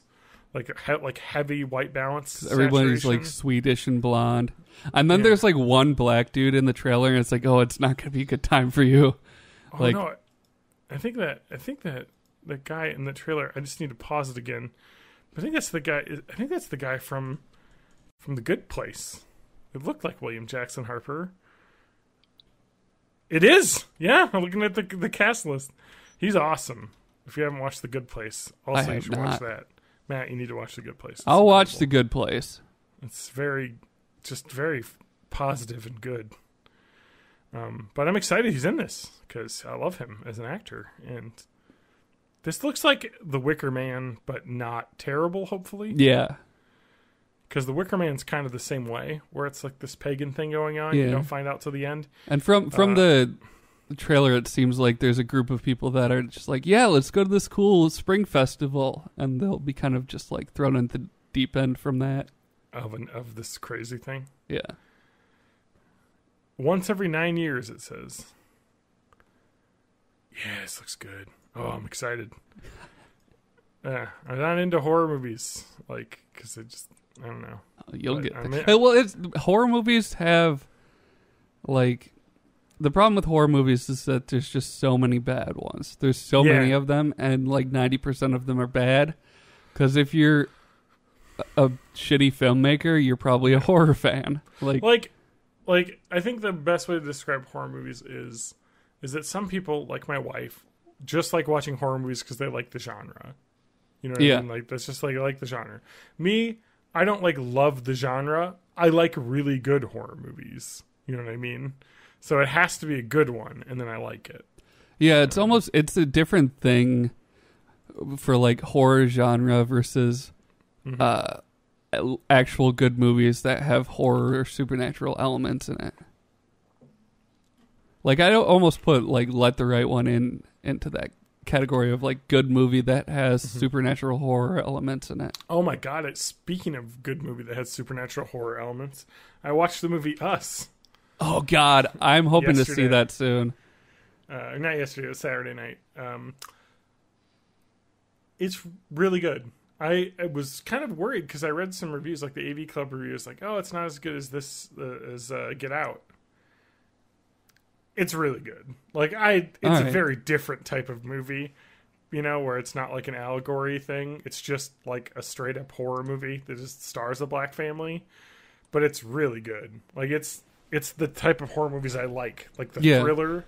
And the psychological, like, because it's all about like doppelgangers and stuff, right? Yeah, more or less. Well, that's what the trailer seemed. More complicated than that, and there's a very deep science-y fiction typeness to it as well. If that makes sense, like there's some deep lore to the movie, like world building in it. It's really good, actually. Like it's deep. It's nice. I like it. Okay. And it's extremely like just the way that Jordan Peele writes horror and like dialogue is just so perfect. Like I want to see every movie he ever makes. Like, just I'm the super way excited talk. for whenever his Lovecraft Country adaptation gets made. Oh, I bought that book and I need to read it. It's pretty good. I like it a lot. I finished it, and I never finish books. So. Oh, that's a great endorsement. I'm the same way. I'll read like 80% of a book and then trail off. The thing I like about Us was, like, and his dialogue in particular, is that it's very like tense and good and like that, but it also is real and funny. Like people talk like people would talk like, like it just, the dialogue feels very natural, and it's like people are being funny. Like people would be joking a little bit, but also this horrifying nightmare is happening, but then funny, dumb things happen, you chop a guy's head off and it rolls over and like knocks over a lamp that breaks and you're mad because you like that lamp. It's just, what I mean? Like dumb shit like that. Yeah. It's just like, but it's just good. It's kind of like just building tension and releasing it, building and releasing. It's just finding so the right well moments done to in do that movie. God, it's good. And what's the name of that actress who's in it? She's like who's the main character lady? I can't remember her name. Lupita Nyong'o. Thank you. Gosh. Yeah. From Black Panther, right? Yeah. She's great. She's incredible in this movie. Like, she'll probably be nominated for Academy Award. Like, because she plays, obviously, all the main family plays two characters because they're playing them and themselves, their doppelganger versions of themselves and whatnot. Mm-hmm. Actually, I don't know if everyone is, but she is, definitely. And it is just creep-tastic. Like,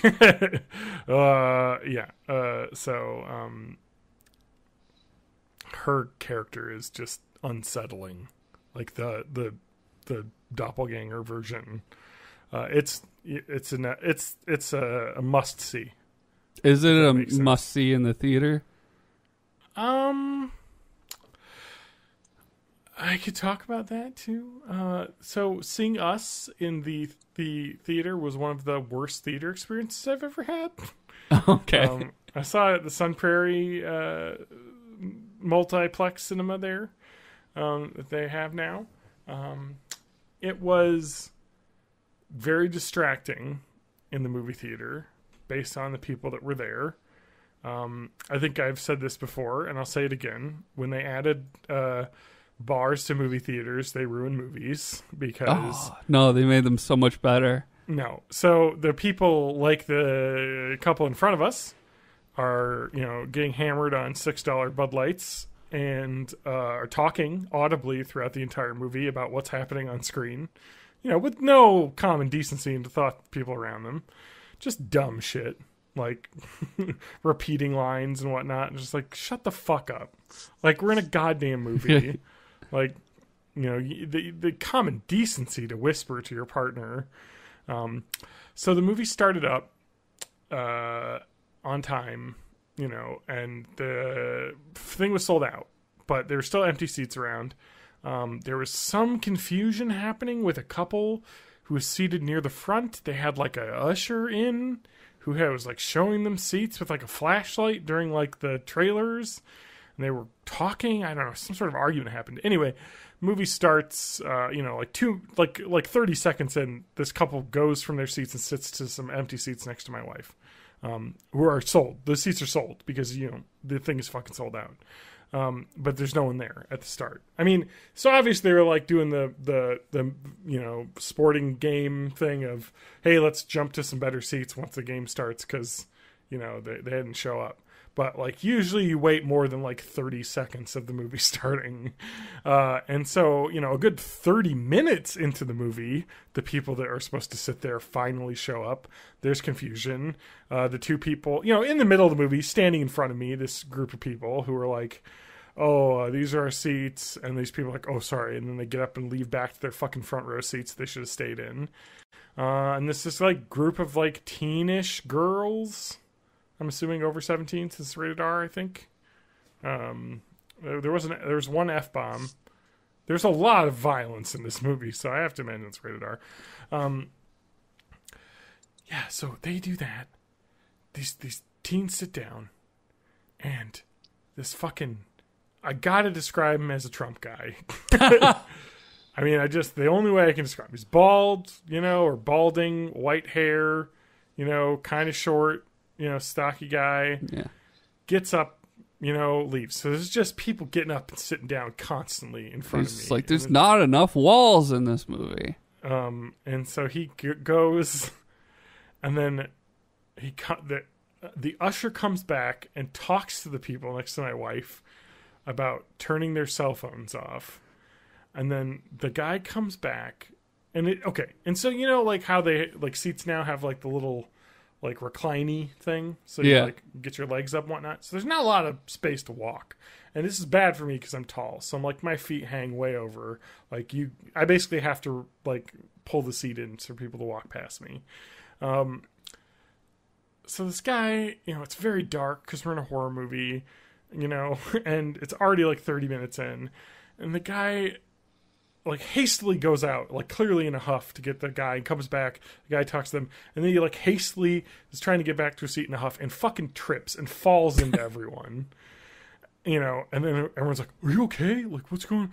Oh man. Everyone's like, at this point, everyone's like, what the fuck is happening right now? And he's like, I'm fine. Turn off your cell phones. It's like, oh my God, this guy. Like, I'm with you. I mean, turn your fucking cell phones off. The couple in front of us who were drunk and talking also turned their cell phones on like an hour in the movie and had that bright white background of an email they were looking at. So right in my eye line, it was really good, actually. Fucking turn your cell phones off in a movie theater. It's fucking stupid. Like, the people that just sat down 30 minutes in the movie, maybe you should have fucking showed up on time, but that's probably her turning her cell phone off, I'm assuming, to silence it. She probably was doing the courtesy thing. But the guy, I mean, like, they were sat down for like 2 seconds, and the guy got up in a huff. Like, clearly pissed off that he had to sit next to someone. Like, I don't know what was going on. And so that was like the first 30 minutes of the movie was just fucking seat changing, people jumping around nonsense. Then, as the action started happening, there was a lot of laughter happening in the theater. And not like laughter at dialogue happening. I mean, some of that. But like, like I just smoked a bunch of weed and I'm giggling at everything. Laughter happening. Like during the tense moments, like, whoa, what's that? And there's like dark shadows up at the top of the driveway. Like loud laughing. Like during this tense ass moment. Like, and I'm like, this is what, like, I look at my mom, I'm like, what is happening right now? Like, like, you know what I mean? Like, these people are clearly not watching the movie. They're just like fucking messing around. Like, you know what I mean? It's like your fucking high school kids go to a movie theater with their group of friends and they just spend the entire time throwing popcorn at each other and not paying attention to the movie is going on somewhere behind us and basically ruining the movie because it's a horror movie, And And so yeah, I don't know. If you're in a regular theater that isn't a nightmare, sure. But if you go to those kind of theaters and you get the crowd I got, it's took away from the movie experience. It's a testament to how good this movie was. Yeah. That the key is to go to a theater with a bar, but go when nobody else is there. Yeah. I talked about how I thought this movie was great, and I thought, it wasn't any worse than Get Out. I think Get Out would have been a 5. This is probably a 4 from me in the rating scale. But only because I feel like Get Out was probably a 4.5 star movie, and we don't do half stars. And I think this is probably a 4.5 movie, but we don't do half stars. So I'm not a coward. I have to make a differentiation between the two. I think Get Out was just so refreshing and good and new, whereas this is much more traditional horror movie, but very well done. So it's going to get 4 out of 5. Must see, though. It's so good. Yeah, and it's interesting that he went more straight horror. Because otherwise, you get boxed into every movie has to have a secret double meeting. I like that though, too. I mean, it's just a fucking great horror movie. And I think it did really well in the box office. I'm assuming. Well, I'll go see it right after I see Captain Marvel. I'm not going to see Captain Marvel. That's a wait for video one for me. I'm going to see it somehow before the new Avengers comes out.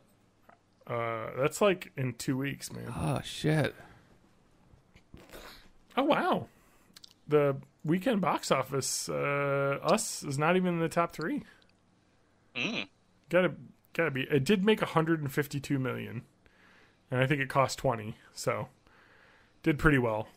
Dumbo, though, stayed in the top 3 after being number 1. Were there 4 Disney live actions come out this year, or just 3? Yes. Because I feel kind of bad because I heard the Dumbo is actually not I think there was just bad. 3 and then the new Toy Story. Yeah. Okay. Yeah, it's Aladdin, Lion King, and Dumbo. I don't think there's another one. But Dumbo cost $170 million to make. And it looks like shit. And they've made 70. Whereas Jordan Peele spent $20 million on his movie, and it's made, $152 million. That guy's, that's the thing about horror movies. They're usually much cheaper comparatively to make, so they don't have to gross the huge numbers. I guess Captain Marvel didn't do, insane box office numbers.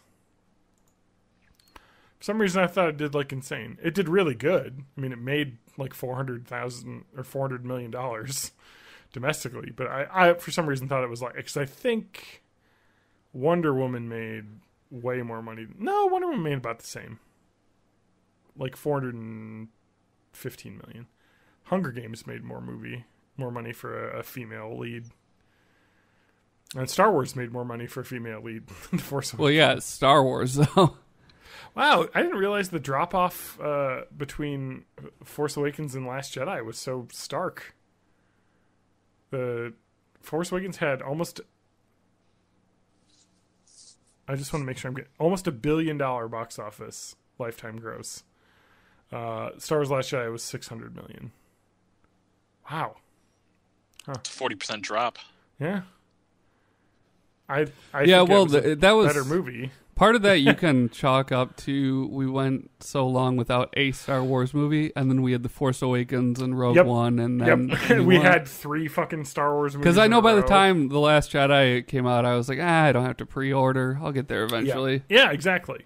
They kind of they realized that after Solo, and they were like, all right, we probably should scale back a little bit. Let's chill out a little bit. No, but Us is doing really well. I'd like to see Captain Marvel, but I don't think I need to see it before. But I am hyped as shit though for the next Avengers movie. I watched the Avengers movie today. Yesterday. Yeah, I'll have to rewatch that again. I'm hyped to see a movie where half of it is just close-ups of piles of dust. Yes, that's the other half. Yeah, that's what happened. I actually really like. I actually really liked that movie, Avengers. What was it called? The new one's Endgame. Infinity War. Just Infinity War. Yeah, it was really good. And like rewatching it, I was like, this is just a good ensemble movie, like really well paced. I mean, it's long, and it's really overstuffed, but like it didn't feel that bad. And I'm just amped because it's like a good story. They did actual things of consequence. Like it's like 5 years later, all these people are dead. Like, yeah. So I'm excited to see how they finish it. And we all know Ant-Man's gonna go up Thanos' butt and expand. Mm-hmm. Thanos. He's going the Thanos route. Yep. We all know that's what's going to happen. Yep. I need to actually watch the 2 Ant-Man movies and Black Panther. Mm-hmm. They're all on Netflix. Black Panther's really good. Ant-Man's fun. It's like just kind of a fun heist movie. Mm-hmm. But Black Panther's a lot more close to like legit good movie. Like outside of the superhero stuff. Yeah, I still need to see that. It's on Netflix. I feel like I also need watch to see Goggy that. 2 as well. Guardians of the Galaxy 2. Oh. Yeah. I know. I love that movie. That's my favorite series, so. Yeah, I heard you gush about it. It's here on the podcast. John's so wet for that series. Just gushing all over the place. Hey, and Us, I think it looks like Us is doing better than Get Out did. Yeah, it's almost caught up to it. Are we ready to wrap? Sounds like it. I think we seem to be petering out. I'm starting to doze. I Our apologize. Peters are out. late. We're petering out. It's late. It's a school night. But we talked about some good stuff. I saw Us. I would recommend it. It's 7. And you can see us at that's a patented Born in the 80s YOLA420.com/Born in the 80s. Yeah. Or on twitch.tv/MattHaigMusic. Yeah, my eyes are starting to drift off here. I'm getting real tired. But anyway, John_Danger on Twitter.com, the Hell website. Otherwise, go to bornintheeighties.net for episodes and more. MattHaigMusic.com. Matt Haig Music on Instagram is where all the cool shit I'm working on gets posted before it automatically posts on Twitter. Yep. Yeah. Yeah. I'm at May of May over at May of May 84, not at May of May, Mr. Matt Haig Music. Over on the Twitter website, where I just retweet a bunch of garbage, which is all fine and dandy for me. I mean, and then if I ever get back to streaming, which I should do soon, especially if I want to beat the old Final Fantasies, that's twitch.tv/May of May. Maybe do some more VR stuff too. Yeah, do it. Beat those sabers. Yep. It's not the only thing I'll beat. Hey-o. Hey, no, I won't Joe. beat that either. Yeah. Goodbye, everyone. Good night and good luck.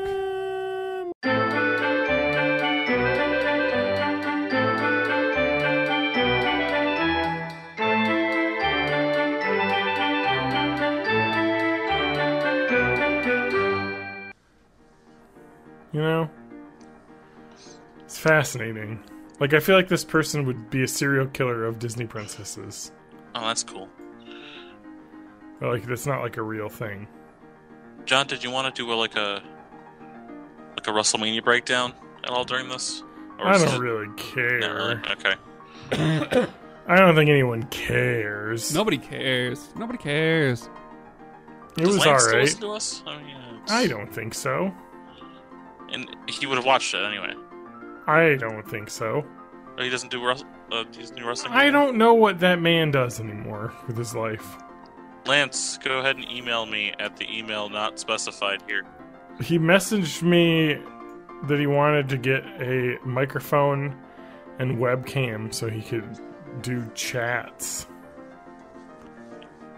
I don't know what that means. Omegle? Yeah, maybe.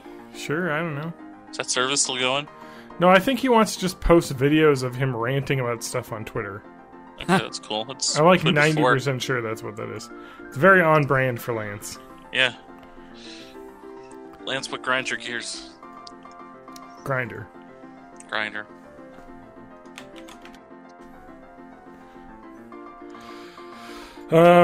You have a lot of Marvel / Frozen mashups on here. Yeah, I just posted a Venom Frozen mashup. I'm Olaf. Yep. A lot of Disney princesses dressed as hipsters. Well, that's kind of from the new movie, the Ralph Breaks the Internet, because they're like all... Oh, the Disney princesses are in that? Yeah, they're all like hanging out on the web, being like, "We're cool." Okay, let's get levels here. I could look at this Constable Frozen Tumblr for basically forever because it's just weird as shit. Yeah, our new podcast, Constable Frozen. It's just like it's just a little fetishy, you know? Yeah. Like some of the Disney fandom. There was a gif of Ariel first examining her new feet, and it looked a little fetishy. Yeah, she's really interested in those feet. Anyway, let me get level.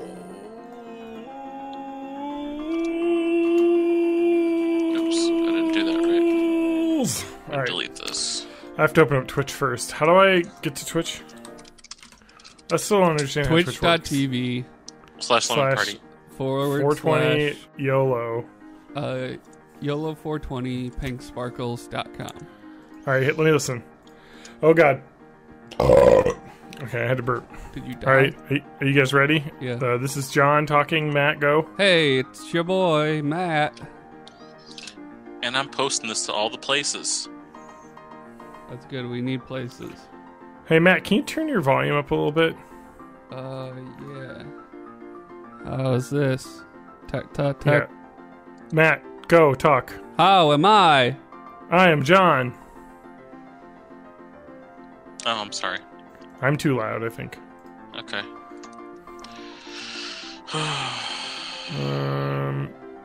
Open sound settings. Oh yeah, I'm set to 100 for some reason. Cool. You should back that off to 99. I'm at 88. Here I am. Is my volume good now, like since I cranked it up, or do I need to turn it back down? And me. Yep. Alright, this is John. Hey, I'm Matt. And this is TJ. Alright, let me do that again. This is John talking. This is Matt talking. Discord.com. Except that's not it. I think we sound good. It's .gg. It's really hard to do on Twitch now because your delay is literally like 3 seconds. Do you need a longer delay or a shorter delay? Well, a longer delay, so we're not talking the ends of the sentences that we're talking. Oh. There's a lot of overlap. You can't rewind on Twitch? I never actually watched You cannot Twitch. rewind on Twitch. You can on VODs, but not on the actual live thing. Let me... It's okay. Don't worry about it. No, don't worry about it. We're good. I think you guys should just also go Watch to the the page and turn it on. Not Matt, I suppose, because I'm already there. his audio will blast through.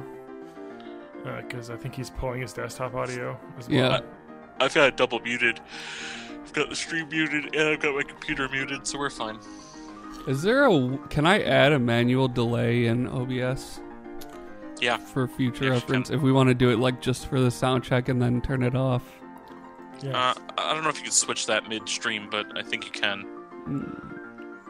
But there's also like a replay option, I think, like in OBS specifically. I don't know how to activate it.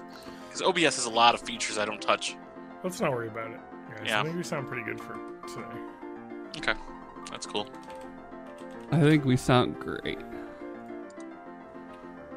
You want to show our pictures and faces? Yeah. Hey!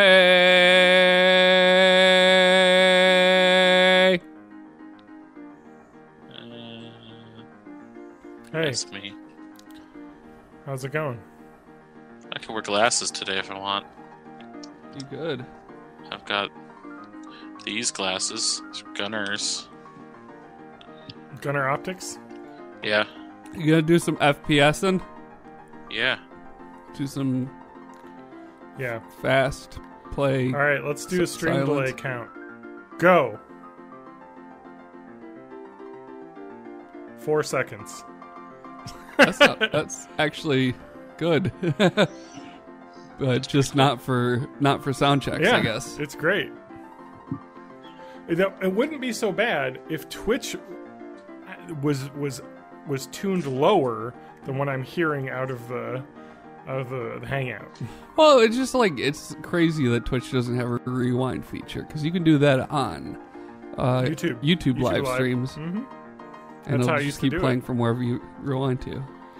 That's most live streaming services actually do that. Yep. Yeah, we'll start using a Mixer going forward. Mixer sounds like a dating app.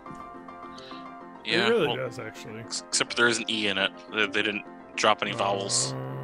Seems like you have to drop vowels in order to make it a specialty app. Looks like a glasses. Just wear all the glasses. I've done that before. Oh, yes, I was going to tweet that we were going. Yeah, dude. Well, I'm going to turn the fucking scroll back on then, so we don't drive away our 0 viewers. Oh, no. Our imaginary bot viewers. Hey, don't make fun of the bot viewers. They're my only friends. Is JC Junior Killer a bot, or is that a real person? No. That's one of our guys. Hi, JC Junior Killer. I'm sorry, I thought you were a robot. Yeah, mine hasn't updated the users and stuff yet. Okay. I think I've done enough.